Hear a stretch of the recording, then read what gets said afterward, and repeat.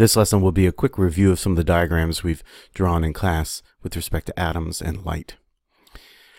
Atoms posed a puzzle to scientists in the early 1900s.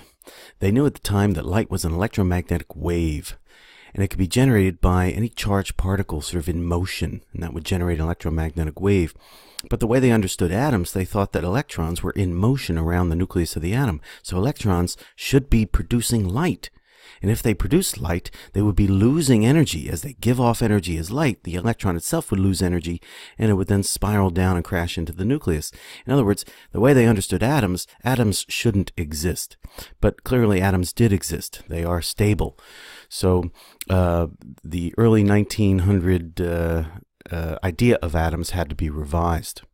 One of the problems was the analogy being made between solar systems and atoms. So the idea here is the electron is like a little planet orbiting a star. Well, the solar system analogy fundamentally breaks down for atoms. Here we see a solar system, and the planets in a solar system, in principle, theoretically, could be at any orbital distance from the star. That's not so for atoms. The electrons cannot occupy any orbit. They are restricted to certain orbits. And this weirdness is part of modern physics called quantum mechanics. Now the way we'll draw an atom then is we have the nucleus here, and this will be a hydrogen atom. We got a proton and then its single electron in the first orbit here. We can also think of this as an energy level. And the dashed lines would be potential energy levels that the electron might occupy. So we have these concentric rings here, but we can also think of them as sort of steps, going up steps. And as you move up steps, you have higher energy. So as the electron moves from one orbit to a higher orbit, it has more energy. So the weirdness of atoms at this time in modern physics is that electrons are in motion in their orbits. They do not radiate light while they're in motion here.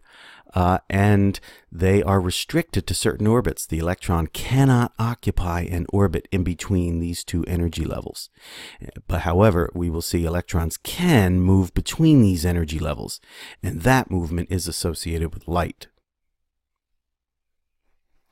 In this diagram then, we have our hydrogen atom, proton here, and here's the electron in the lowest energy level. Now, the way atoms can emit light is they have to be first excited.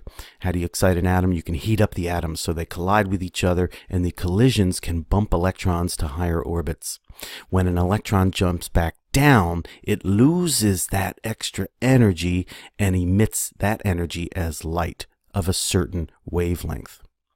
And depending on how far the electron jumps, then the light will have different amounts of energy. So you'll recall that visible light is, we have the spectrum here, all the colors, and visible light differs in the wavelength. Red light has a longer wavelength than yellow, yellow a longer wavelength than blue. If we think about energy, blue light has more energy than red light. So back to the atom, if the jump is just from this orbit down to that one, that amount of energy is radiated as red light. But if the electron were bumped to a higher energy level and jumps back down, there's more energy being released, so it's going to be a color of light that carries more energy than red, and here we have it as green. If the electron were bumped all the way up to the highest energy level, that jump back down releases the most amount of energy, and in visible light, that would be the blues and the purples. So atoms can emit different colors of light because there are different kinds of jumps that the electrons can make as they go from a higher orbital down to a lower orbital, or a higher energy level down to a lower energy level. Now notice we don't show that the atom here can emit yellow light, and the idea is there's no particular jump that an electron could make that would have the same energy as the energy carried in yellow light. So the key idea here is that the emitted light from an atom has the same energy as the energy of the jump that can be made by an electron from a higher energy level to a lower energy level. Now, just as atoms can emit light, they can also absorb light. And it turns out the light they absorb is the same color of light as they emit. So here's the idea. Here's red light again. Now we saw that the atom can emit red light. But now, what if red light strikes the atom? Well, the red light carries just the right amount of energy to bump the electron up to that next orbital. It'll orbit there for a while, and then in some random amount of time, it'll jump back down, re-emitting the red light. So red light carries just the right amount of energy to make that first transition. And then when the electron jumps back down, the energy is converted into light. Well, so too blue light. When it strikes the atom, it carries just the right amount of energy to bump the electron all the way up to the highest energy level here. And again, when that electron jumps back down, that same color of light will be radiated, because the energy carried in the light is precisely the energy difference between those energy levels. But what about yellow light? We saw earlier that the atom was not pictured as producing yellow light. There's no jump that an electron could make that would have the energy of yellow light. Well, so too, the atom cannot absorb yellow light. Yellow light will just go through the atom. See, the energy of yellow doesn't have a value that can jump it up to any of the potential orbits. And remember, electrons can only exist in these certain restricted orbits, and there's a certain amount of energy difference between these energy levels. Well, those energy differences just don't happen to correspond to the energy carried in yellow light. So yellow light will not be absorbed, and neither can this atom emit yellow light. Now, the secret to the power of astronomers to determine what stars are made of and nebula are made of and what gases exist out in the universe is from the following idea. Different kinds of atoms have different structures of their energy levels. So let's take atom X and atom Z. Now these are pretend atoms, although atom X looks kind of like hydrogen. We've got a proton here and an electron here. And we've already kind of seen that we've diagrammed three possible jumps from higher energy level back to the lowest energy level. Well, those three jumps would carry different amounts of energy, so the light is going to be a different color, and we've represented them by jump 1, 2, and 3 here. So jump 1 is going to emit yellow light. Jump 2, there's more energy in that jump, so the light's going to have more energy, blue, and jump 3, even more energy, purple. Now here's the key. Atoms of different kinds, so the atoms of the different elements, not only do they have different numbers of protons in the nucleus and different numbers of electrons, but the energy levels themselves are structured differently, which means that electrons can make different kinds of jumps with different quantities of energy being released. So here we see jump 1, 2, 3, and 4, and those jumps would carry energy shown here in the as red light, yellow light, blue light, and purple light. And we call this an emission spectra. These are the different colors of light that an atom can emit. And the spectra for atom Z is different than the spectra for atom X, because atom X and Z have different energy levels. So there's potentially different jumps that can be made by electrons, and those jumps are releasing energy, and the energy is emitted as light of a certain color. So atoms of different elements will emit different colors of light. They will have different emission spectra. Well, if they emit different colors of light, they should also be absorbing different colors of light. So atom X is going to absorb yellow light, blue light, and purple light. Atom Z is going to absorb this red light, that yellow light, that blue, and that purple. Now, the absorption spectrum of light from a star or a galaxy is very useful to astronomers, and this diagram will show us how those absorption spectra are used. So let's say we're looking at a star, a faraway star, and stars, given their nuclear fusion, they are so hot they are radiating all of the colors of light. So we can think of stars as a source of white light. If we put the star's light through a prism, we're going to see all the colors of the rainbow, the continuous spectrum. But oftentimes there's stuff in between the star that we're looking at and our eyes. And so now we'll be looking at this diagram here, this portion of the diagram here.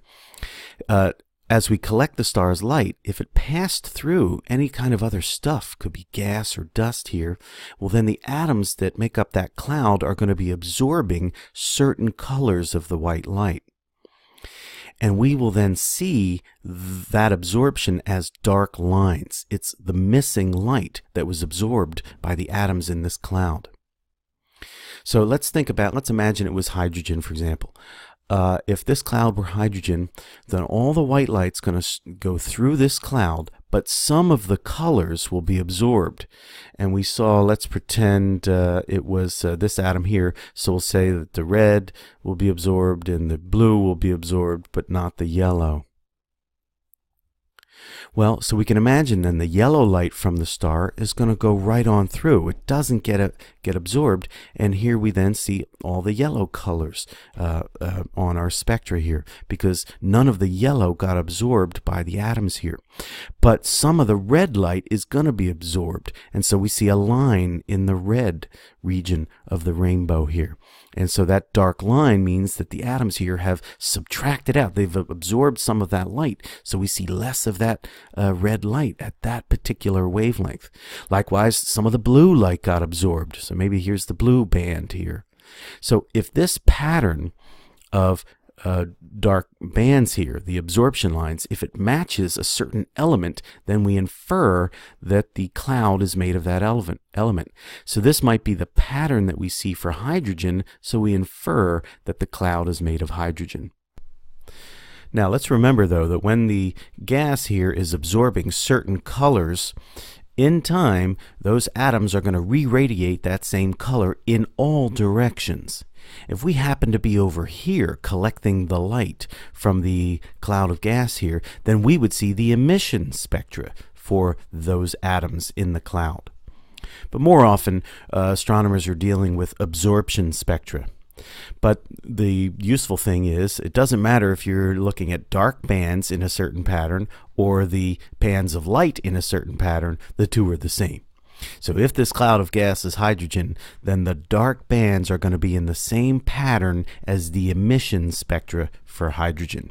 And since scientists already know the emission spectra for all the different kinds of elements, they simply have to just figure out what elements are present by looking at the pattern of absorption lines in the light collected from light sources in the universe. So absorption spectroscopy can help astronomers identify the composition of things in the universe, from clouds of gas to stars to entire galaxies. It can also be used to determine the relative motion of things in the universe, as we'll see. Now, the absorption spectra can also be used to determine an object's motion. First, let's recap an absorption spectra. Here's the sun. The sun is generating a continuous spectrum. It's so hot, all the colors of light are being produced. But as the light leaves the sun, it has to pass through and the sun's atmosphere, which is at a cooler temperature. And so whatever this atmosphere is made of is going to be absorbing some of the light produced by the sun's interior. And the atmosphere of the sun is likely to be made up of lots of similar things as the core of the sun itself. So this is a way that scientists can figure out what stars are made of. Well, here comes the light. All the colors of light are going to pass through the sun's atmosphere. And if we were to measure the light out here in space, we would see the continuous spectrum with dark lines. These would be the absorption lines from the sun's atmosphere. So we could figure out what the sun is composed of by looking at the pattern of the absorption lines. But of course, we don't have many instruments up in space, although there are NASA has put up different telescopes and spectrometers in space. But if we're down on Earth, then the light has to go through the Earth's atmosphere, and the atmosphere will also absorb some of the colors. So there will be more lines in the absorption spectra if we're making the observation from Earth. But the point is, stars are producing all the colors, and then anything in between that can absorb those colors, we can sort of identify what it is that's in between by the pattern of the dark lines, the pattern of absorption lines. Well, this can be applied to galaxies too. After all, what is a galaxy? Just a collection of stars and gas and dust.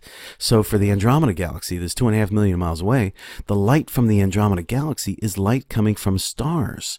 Well, the light has to pass through the atmospheres of stars, and it likely passes through lots of interstellar gas and dust. So the light coming from the Andromeda galaxy is filled with information. There will be absorption lines in that light, and those absorption lines can be used to determine the motion of the galaxy, not just its composition. And this then was the famous discovery by Edwin Hubble. So he was measuring the light, he was using spectroscopy. So you take the light from a galaxy and you put it through the prism and you separate out into colors, and then you look at the pattern of the absorption lines. And he made a fundamental discovery about our universe. So here, let's take a look. Here's a reference, maybe the absorption lines for the sun. Of course, there are many absorption lines that are not shown here, but let's focus on this pattern here. So here we see absorption lines from the sun. Now, what Hubble did was then he started to get the absorption spectra from different galaxies. So let's imagine here's our universe today. Here's us. Here's Hubble on Earth here. And let's say he's measuring the light from two different galaxies, Galaxy A, Galaxy B. What he noticed was that when he spread the light from Galaxy A and looked at the absorption lines were shifted. It's not that just the light was shifted. It's the absorption lines were shifted. That's the thing that allowed Hubble to tell that the object was red shifted. What gets red shifted are the absorption lines. Yes, all the light is being stretched if the object is moving away, but we can determine that. We can detect that by the movement here of the absorption lines. The absorption lines are shifted to the red end of the spectrum. That indicated motion away from Hubble. And when he looked at galaxies that were farther, he found a larger red shift. So again, here's the reference, the absorption lines from the sun, and Galaxy B had a much larger red shift. So the absorption lines were shifted to a greater degree towards the red end of the spectrum. Now, why would it be that the farther galaxies are traveling faster than closer galaxies? That led to the idea of an expanding universe. And if the universe is expanding now, then at some time in the past, there must have been some Big Bang. So this is one of the fundamental pillars of the Big Bang theory, Hubble's observation that the galaxies are moving away from us. Farther galaxies are moving faster, as would be explained by the expansion of space since the beginning of time.